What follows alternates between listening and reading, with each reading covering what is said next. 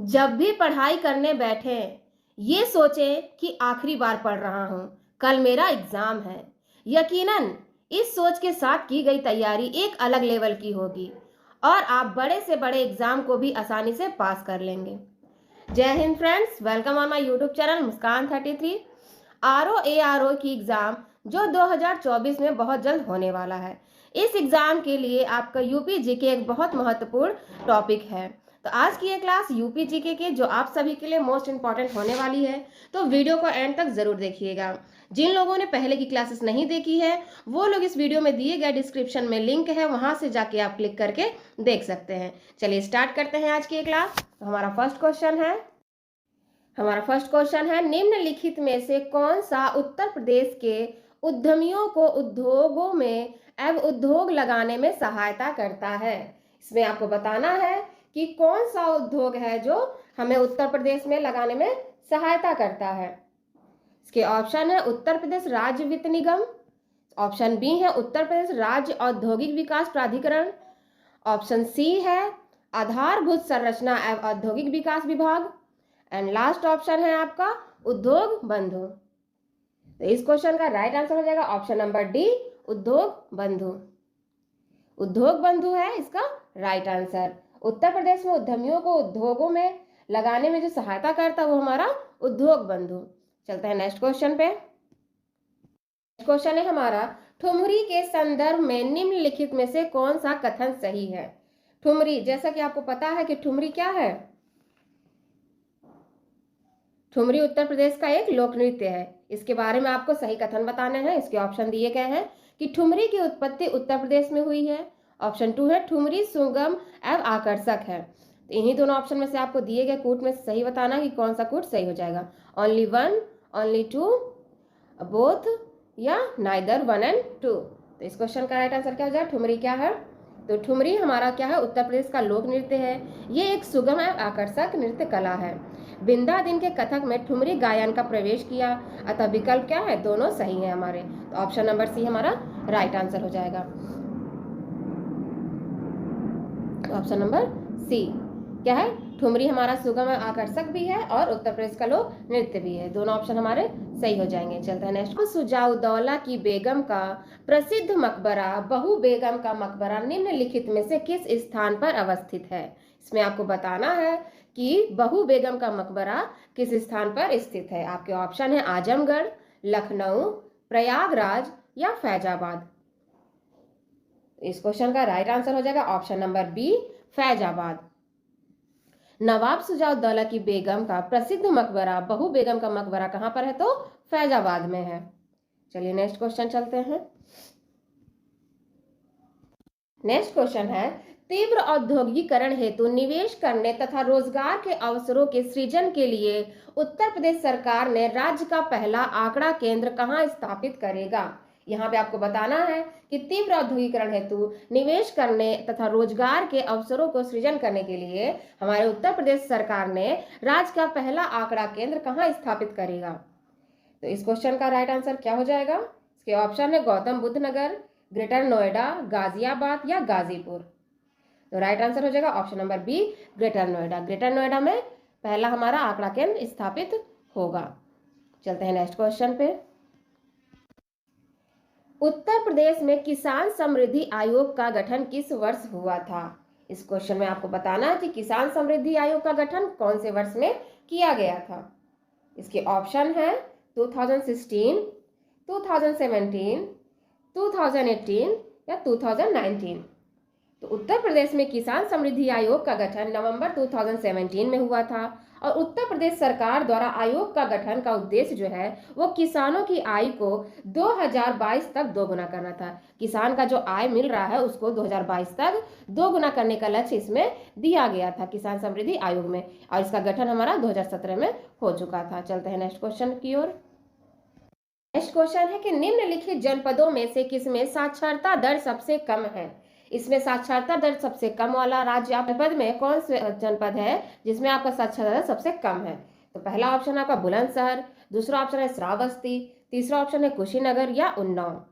साक्षरता दर कम वाला जो जनपद है उसको हमें बताना है। तो इस क्वेश्चन का राइट आंसर है option number B, Shravasti. Uttar Pradesh में सबसे कम साक्षरता दर वाला जिला, साक्षरता दर 2011 की जनगणना के अनुमान में 46.74% था। कितना था? 46.74% था 2011 की जनगणना के अनुसार, जबकि सर्वाधिक साक्षरता दर गौतम बुद्ध नगर में है। तो सर्वाधिक भी आप याद रखिएगा, सर्वाधिक साक्षरता दर गौतम बुद्ध नगर में है, कुल 80.12% है। गौतम बुद्ध नगर में सर्वाधिक साक्षरता दर है और कितना है? 80.12%। तो ये भी पॉइंट्स आप याद रखिएगा। और उत्तर प्रदेश की कुल साक्षरता की बात किया जाए तो कुल साक्षरता हमारा है 67.7%। कुल साक्षरता दर कितनी है? 67.7%। और गौतम बुद्ध नगर हमारा सबसे ज्यादा साक्षरता दर वाला जनपद है, कुल 80.12% है। और श्रावस्ती में सबसे कम साक्षरता दर है जो 46.74% है।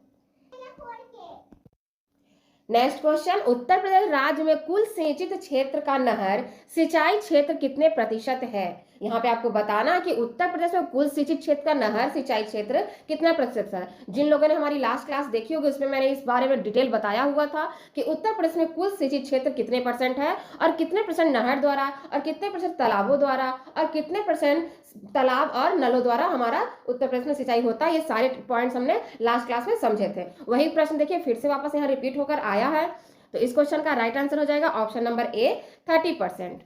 30% सिंचाई जो है वो हमारा नहर सिंचाई के क्षेत्र में होता है। कितना होता है? 30%। उत्तर प्रदेश राज्य में कुल सिंचित क्षेत्र का नहर सिंचाई क्षेत्र कितना है? तो 30% है। इसके साथ बाकी पॉइंट भी समझते हैं हम लोग। तो भूमि में जो देश के कुल नहर सिंचित क्षेत्र का 30.91% है। कितना है? 30.91%। उत्तर प्रदेश में नलकूप से सिंचाई की प्रमुख स्रोत है। तो याद रखिएगा उत्तर प्रदेश में नलकूप द्वारा सिंचाई सबसे ज्यादा होता है और उत्तर प्रदेश में लगभग 80% सिंचाई का कार्य नलकूप या कुओं द्वारा ही किया जाता है। लास्ट क्लास में भी हमने ये समझा था। चलते हैं नेक्स्ट क्वेश्चन की ओर।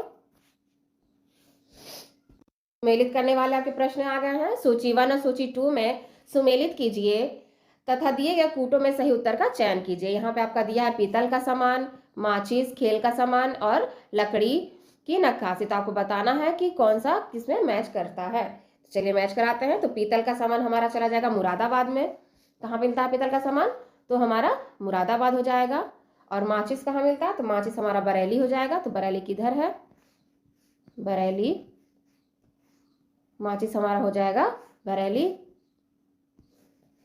बरेली में हो जाएगा। और खेल का सामान हमारा हो जाएगा मेरठ की ओर।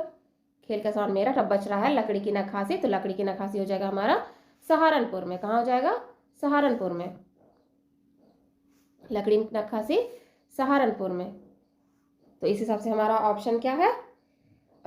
ऑप्शन हो जाएगा हमारा बी। ऑप्शन देखते हैं इसके। ऑप्शन ये रहे आपके, ऑप्शन नंबर बी हमारा राइट आंसर हो जाएगा। ऑप्शन बी हमारा राइट आंसर हो जाएगा। पीतल का सामान मुरादाबाद में। याद रख लीजिए सारी चीजों को। पीतल का सामान मुरादाबाद में। एक सेकेंड। पीतल का सामान मुरादाबाद में, माचिस हमारा हो जाएगा बरेली में, खेल का सामान मेरठ में और लकड़ी की नक्काशी सहारनपुर में। तो सारे पॉइंट याद रखिएगा। इसके ऑप्शन हमारे राइट हैं 3, 4, 1 और 2। चलते हैं नेक्स्ट क्वेश्चन पे। उत्तर प्रदेश के प्रमुख लोकगीत हैं। इसमें आपको बताना है कि उत्तर प्रदेश के प्रमुख गीत कौन कौन से हैं। पहला ऑप्शन है दारुत्र, अवधि और ब्रज। दूसरा ऑप्शन है करुणा, भक्ति, साइरर। और आपका सी ऑप्शन है ध्रुपद, ब्राज और करुणा। डी ऑप्शन है बिरहा, चैती और ढोला। तो इस क्वेश्चन का राइट आंसर क्या हो जाएगा? उत्तर प्रदेश के प्रमुख लोकगीत आपको बताने हैं। तो इस क्वेश्चन का राइट आंसर है ऑप्शन नंबर डी, बिरहा, चैती और ढोला। उत्तर प्रदेश के प्रमुख लोकगीत बिरहा है और क्या है? चैती है और ढोला भी है। ठीक है, तो इन तीनों चीजों को आप याद रखिएगा। चलते हैं नेक्स्ट क्वेश्चन की ओर। नेक्स्ट क्वेश्चन है हमारा उत्तर प्रदेश के प्रमुख लोक नृत्य कौन कौन से हैं। या अभी हमने लोकगीत पढ़ा है, अब हम पढ़ेंगे कि उत्तर प्रदेश के प्रमुख लोक नृत्य कौन कौन से हैं। तो इसमें चारों ऑप्शन आप देखिए। पहला ऑप्शन है बिहू, घूमर, गरबा। और बी ऑप्शन है चारकुला, कर्मा, पांडव। सी ऑप्शन है आपका राव नाच, भांगड़ा, राउफ। और डी ऑप्शन है आपका लावड़ी, कथक या कथकली। इसमें आपको बताना है कि कौन सा लोक नृत्य हमारे उत्तर प्रदेश का है। तो इस क्वेश्चन का राइट आंसर तो ऑप्शन नंबर बी हो जाएगा, चारकुला, कर्मा और पांडव। बाकी ऑप्शंस भी हम देख लेते हैं कि हमारे उत्तर प्रदेश के लोक नृत्य कौन कौन से हैं। तो चलिए हम याद करते हैं। तो चारकुला जो है वो हमारा उत्तर प्रदेश का लोक नृत्य है, जो कि ब्रज क्षेत्र में होता है। कहाँ पे होता है? ब्रज क्षेत्र। तो चारकुला हमारा हो गया ब्रज क्षेत्र। इसके बाद है हमारा कर्मा। तो कर्मा होता है हमारा सोनभद्र और मिर्जापुर के क्षेत्र में। कहाँ पे होता है? सोनभद्र और मिर्जापुर के क्षेत्र में। रास है तो रास हमारा ब्रज क्षेत्र में होता है। जोगनी है तो जोगनी हमारा अवध क्षेत्र में होता है। इसी तरह बाकी और नटवरी है हमारा, तो नटवरी कहाँ पे होता है? तो नटवरी होता है पूर्वांचल क्षेत्र में। कार्तिक है तो कार्तिक बुंदेलखंड में। और बुंदेलखंड में और भी आपके यहाँ राई नृत्य जो है वो भी आपका बुंदेलखंड में है। पाई डंडा वो भी आपका बुंदेलखंड में है। तो ये सारे हमारे उत्तर प्रदेश के लोक नृत्य हैं।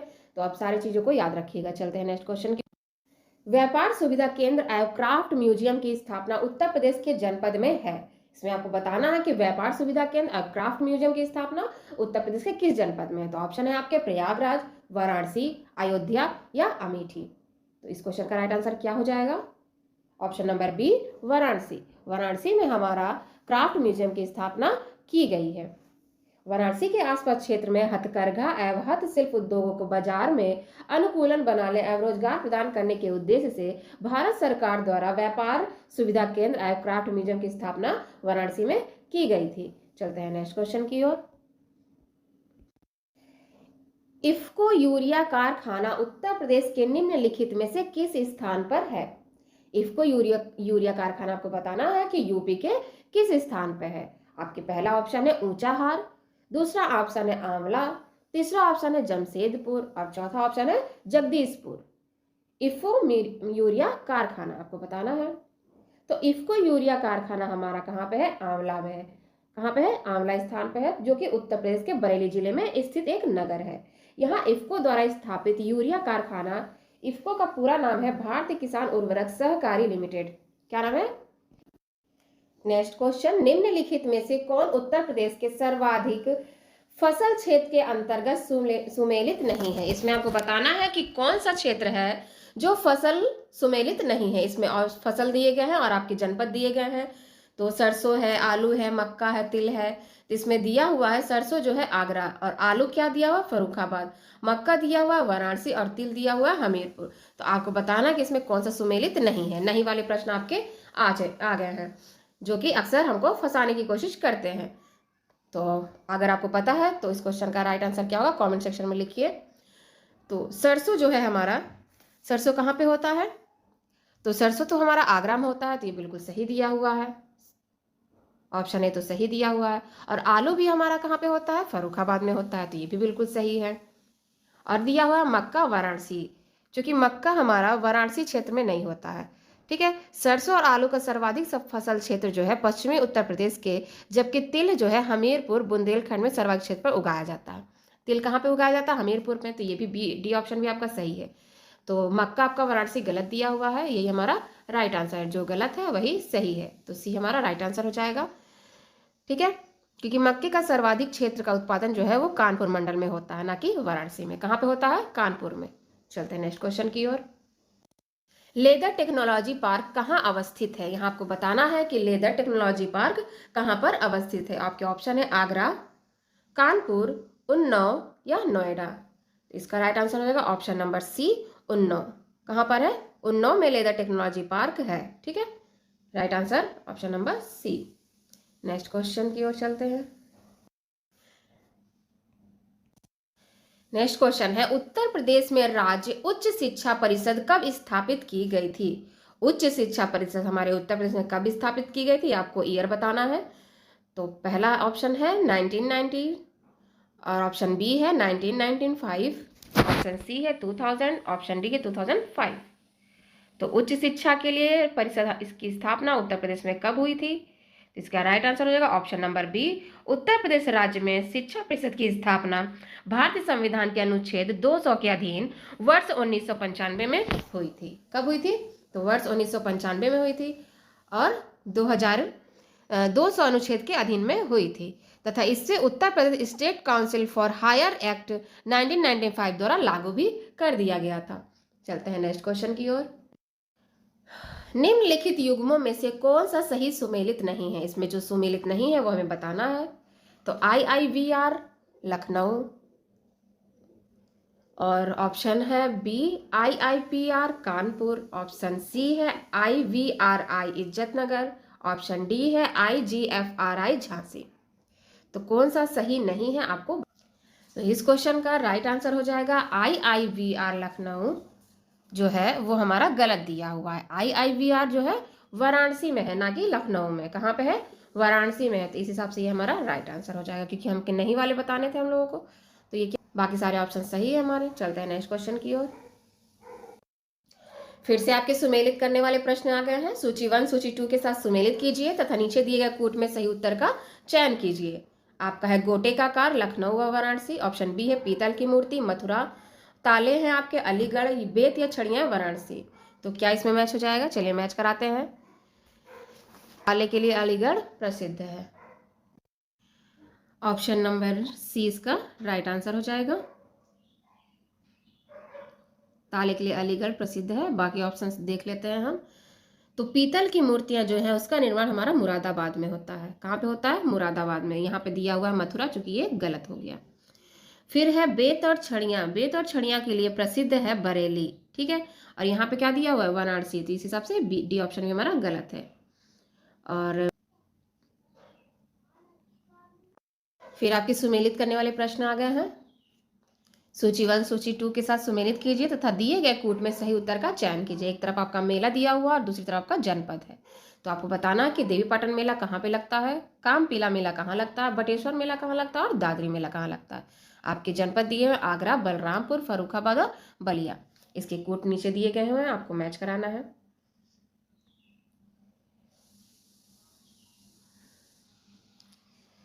तो देवीपाटन मेला आपका लगता है बलरामपुर में। कहाँ पे लगता है, बलरामपुर में।